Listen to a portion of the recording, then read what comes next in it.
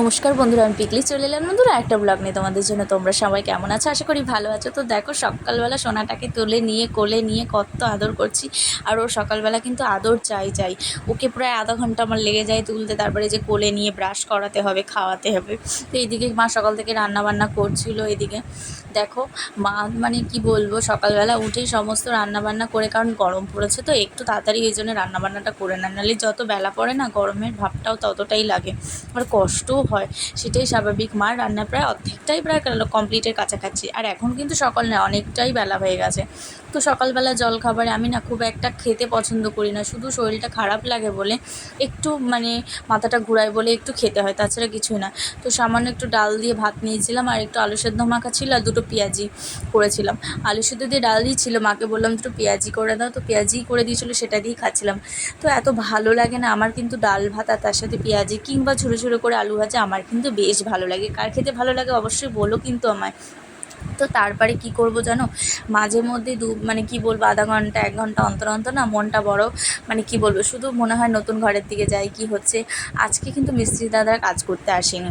তো আজকে যে মানে কি বলবো, আজকে কাজ ছিল না, কারণ শুক্রবারটা কাজ অফ থাকে। তো কি ভাবলাম, দুপুরবেলা ছিল তো অনেকটা সময়ও ছিল, তো ভাবলাম যাই একটু গিয়ে দেয়ালগুলোতে জল দিয়ে দিই আর কি। এই গাঁথনিগুলো নতুন হয়েছে আর কি, অর্ধেকটা করে হয়েছে, পুরোটা এখনও হয়নি। তো ওগুলোকেই জল দিয়ে দিচ্ছিলাম, বেশ ভালোই লাগছিল। আর মানে সত্যি কথা বলছিল, এত জলটা ঠান্ডা ছিল না, মনে হচ্ছে নিজেও একটু স্নান করে নিই। পুরো অর্ধেক অর্ধেক করে মানে গাঁথনিটা হয়েছে আর কি। আর সত্যি কথা বলতে মনটা না এখানেই পড়ে থাকে, আর ভালো লাগে না। আর অধীর আগ্রহে অপেক্ষা করছি কবে জিনিসটা রেডি হবে, কবে আমি আসতে পারবো, কবে থাকতে পারবো। আমার মতন প্রত্যেকটা মানুষেরই বোধহয় এরকম হয়, কত স্বপ্ন জড়িয়ে এক একটা ইটের সাথে। প্রত্যেকটা আশা মানে ভরসা মানে সমস্ত কিছু মিলিয়ে মানে অধীর আগ্রহে আমি অপেক্ষা করছি আর কি, কবে কী হবে। তো পেছন দিকে একটা সানসেট করা হয়েছে, মানে যদি বর্ষা টসা হয় আর কি, যেহেতু পেছন দিকে তো প্রচুর গাছপালা, তো বসে থাকলে বা ঠান্ডা হাওয়া বা প্রচুর খুব সুন্দর ভালো হাওয়া দেয় আর কি, সেই কারণে। আর এখানে 4টি প্লার মতন করে রেখে গেছে, আমি ঠিক বলতে পারবো না কেন করে রেখে গেছে। এই উঁচু উঁচু দেয়ালগুলো না আমি দিতে পারছিলাম না, আর উপরে সানসেটগুলোতেও আমার হাত যাচ্ছিল না। তো কি করব, আমি এমনি যতটা পারছিলাম ততটাই দেওয়ার চেষ্টা করছিলাম সমস্ত দেয়ালগুলোতে। মানে সামনের দিকের গাঁথনিটা অর্ধেকটা হয়েই গেছে, আর পেছনের দিকটা শুধু অল্প অল্প করে বাকি আছে আর কি।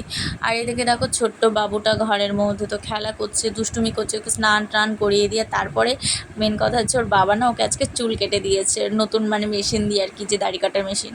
তো তারপরে দেখো আমি স্নান টান করে নিই, আর সত্যি কথা বলবো কেন জানি না স্নান করে উঠলে না আমার বড্ড জল তেষ্টা পায়। আর তার মধ্যে আর আমি তো পুরো ঠান্ডা জল খেতে পারি না, ওর মধ্যে অর্ধেকটা ঠান্ডা আর অর্ধেকটা গরম পাইল করে খাই আর কি।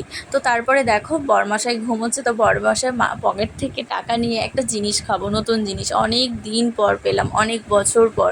অনেক দিন বলতে কি বহু বছর পর পেলাম। আগে ছোটোবেলায় খেতাম, আমি যখন খেতাম তখন এই পেপসিগুলোর দাম ছিল 1 টাকা কিংবা 2 টাকা, মানে বড়োটা 2 টাকা আর ছোটোগুলো 1 টাকা।